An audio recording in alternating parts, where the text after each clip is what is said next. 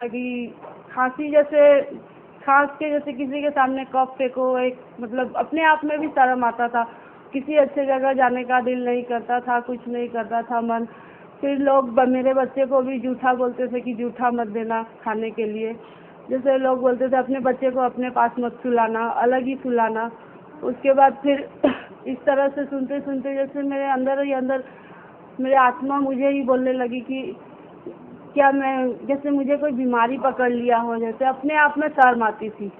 फिर मैं एक दिन अचानक बहुत ज़्यादा बढ़ गया, जैसे कि मतलब मैं खड़ा ही नहीं हो पा रही थी खांसते खांसते। फिर मेरी भाभी मुझे लेके गई आर्जिकल। मैं उस टाइम मम्मी के यहाँ आई हुई थी। आर्जिकल इमरजेंसी में लेकर जाती है, तो वहाँ दिखाने के बाद उन लोगों ने मुझे न्यूबलाइज किया और कुछ दवाइयाँ लिखी, और लिखने के बाद उन्होंने कहा कि तुम दूसरे दिन आउटडोर में जाकर दिखाना।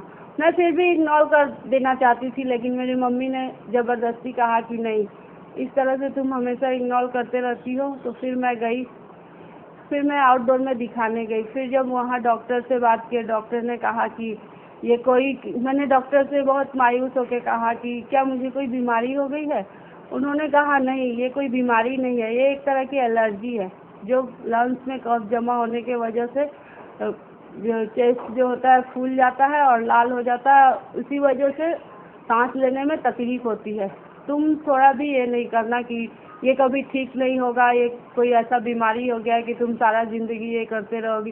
फिर उन्होंने मुझे 2 इन्हेलर लिख के दिया, रोटाकैप और लिवोलिन, और उन्होंने कहा कि तुम टाइम टाइम पे इसको लो, और हम जैसे बोलते हैं धूल से थोड़ा दूर रहो, खाना बनाने के टाइम में नाक में कपड़ा लगा कर रखो, फिर पानी में बरसात का पानी मत लगाना सर पे, चप्पल पहन के पानी का काम करना। फिर मैंने उसी तरह से किया, और धीरे धीरे, और टाइम टाइम पे इन्हेलर को कभी मैं नहीं भूलती हूँ, हमेशा टाइम टाइम पे लेती हूँ। मैं एक वक्त खाना खाना भूल जाऊँ, लेकिन मैं इन्हेलर जैसे मेरी ज़िंदगी बन गई है।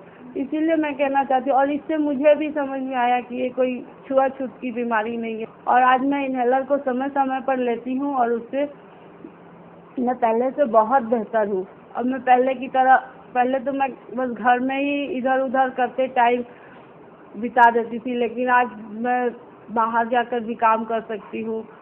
ट्यूशन्स वगैरह, घर से लेकर बाहर तक सारा कामकाज मैं अकेले ही संभालती हूँ। मेरे हस्बैंड हमेशा बिजी ही रहते हैं, 2-2 बच्चों को स्कूल ले जाना ले आना, सारा घर का काम बाहर का काम सब कुछ अकेले ही करती हूँ। इसीलिए मैं चाहती हूँ कि इन्हेलर को कोई ख़राब न समझे। इन्हेलर, जिनको अगर अस्थमा का प्रॉब्लम है, अगर वो टाइम टाइम पर इन्हेलर ले तो उनके लिए बहुत बेहतर है, क्योंकि मैंने ये देखा है।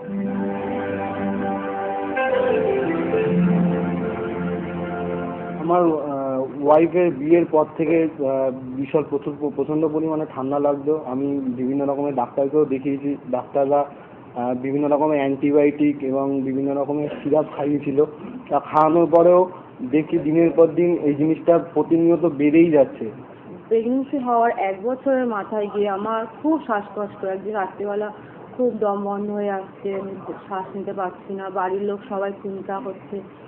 তখন আমি আমাদের ওখানে একটা হাসপাতালে গেলাম, এমার্জেন্সিতে গিয়ে আমাকে লিবোলাইজার করানো হলো। করানোর পর তখন বেটার ফিল করি, তারপরে এইভাবে আবার হয়ে গেছে। কিন্তু ওষুধ খেয়েছি, সেরকম ইলানা ফিলানা কিচ্ছু টানানো হয়নি, ডাক্তারবাবু দেননি, আমি এইভাবেই খেয়েছি। আবার 1 বছর পর আমার খুব বাড়াবাড়ি হলো রাত্রেবেলা। খুব বাড়াবাড়ি হওয়াতে আমার হাজবেন্ড, বাড়ির লোক, শ্বশুরবাড়ির লোক সবাই মিলে আমাকে একটা হাসপাতালে নিয়ে গেল, সেখান থেকে ইঞ্জেকশন দিল, কিন্তু তবুও আমি কোনো বেটার ফিল করিনি। আমার আবার বাড়াবাড়ি হয়ে গেল। সেই রাত্রেবেলা আমাকে এমার্জেন্সিতে আরজিকর নিয়ে যাওয়া হলো, আমার হাজবেন্ড নিয়ে গেল। নিয়ে গিয়ে সেখান থেকে আমাকে এমার্জেন্সি থেকে ইঞ্জেকশন দিল, লিবোলাইজার করানো হলো। আমি প্রথমে ভেবেছিলাম যে হয়তো আমার আর কমবে না, আমার তো ছোটো থেকেই জিনিসটা, এখন হয়তো বাড়াবাড়ি হয়ে গেছে, আগে ছিল এখন বাড়াবাড়ি বেশি হয়েছে, প্রেগনেন্সি হওয়ার পরে বেশি হয়েছে। খুব চিন্তা ছিলাম। ডাক্তারবাবুকে জিজ্ঞাসা করলাম, ডাক্তার আমাকে কোনোদিন কমবে না এটা?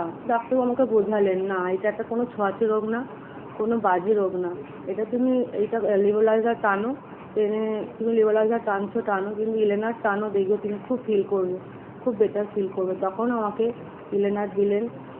তারপর প্রথমে আমাকে ফোরাকট দিয়েছিলেন ক্যাপসুলটা, আমার খুব অসুবিধা হচ্ছিলো, তারপর ডাক্তারবাবুকে গিয়ে বললাম, তারপর ডাক্তার আমাকে অটো হেলার দিলেন। আমি এখন খুব ভালো আছি।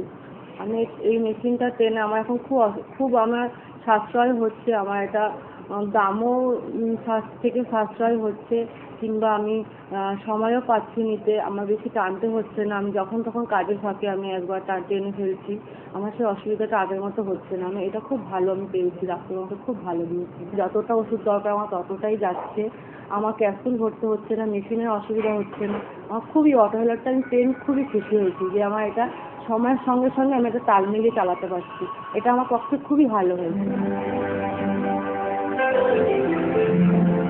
শ্বাসকষ্টের প্রবলেমটা প্রায় 10 বছর ধরে ছিল। তা আমি অনেক ডাক্তার দেখিয়েছি, সমস্ত ডাক্তারই আমাকে ক্যাপসুল দিয়েছেন, সিরাপ দিয়েছেন, এই সাময়িক একটু ভালো থাকতাম, তারপরে আমি আবার সেই আগের সমস্যায় ফিরে আসতাম। আমার এই সমস্যাগুলো হতো, আমি তো একটা হাউস ওয়াইফ, বাড়িতে নানা রকম কাজ করতাম, নানা রকম পলিউশনের সম্মুখীন আমাকে হতে হতো, ঝুল ঝাড়া বলুন, রান্না করতে গেলে রান্নার গ্যাসের ঝাঁজ বলুন, হাজবেন্ড ধরুন স্মোকিং করছে, সেগুলো সমস্ত কিছু আমাকে অ্যাটাক করতো।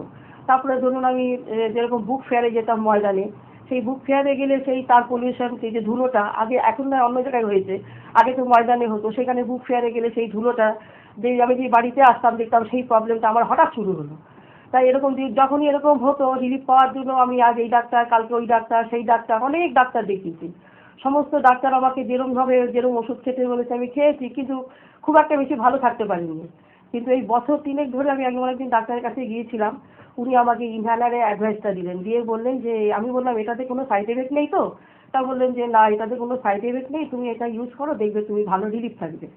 তা আমি সত্যি আমি এই ইনহেলারটা ইউজ করে আমি এখন ভীষণ ভালো আছি। মানে যখনই কোনো প্রবলেমের মধ্যে পড়তে যাই, এই ইনহেলারটা উনি আমাকে যেভাবে ইউজ করতে বলেছেন আমি ঠিক সেভাবেই ইউজ করছি, আমি এখন ভীষণ ভালো আছি, আমার কোনো কষ্টই হচ্ছে না এখন। তা প্রথম দিকে আমাকে সবাই খুব ভয় দেখাতো যে ইনহেলারটা নিলে একবার যদি ইউজ করেন তাহলে কিন্তু আর কোনোদিন বন্ধ হবে না। আবার ভাবতাম যে প্রথম দিকে যে ডাক্তারদের দেখিয়েছি তারা তো কোনোদিন ইনহেলারের কথা বলেনি, তাহলে বোধহয় এটাই সত্যি।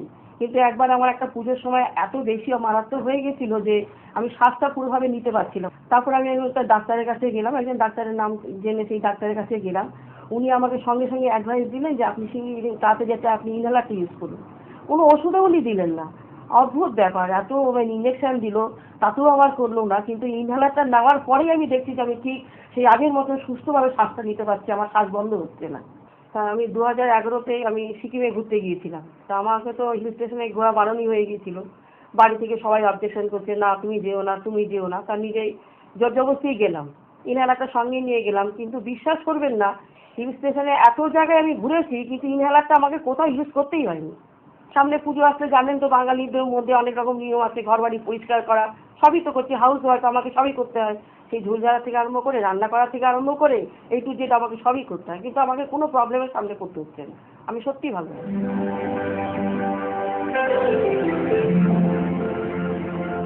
আমার প্রায় 40 বছর যাবৎ আমি হাঁপানি বা একটু টান ভাব ছিল, নানান ধরনের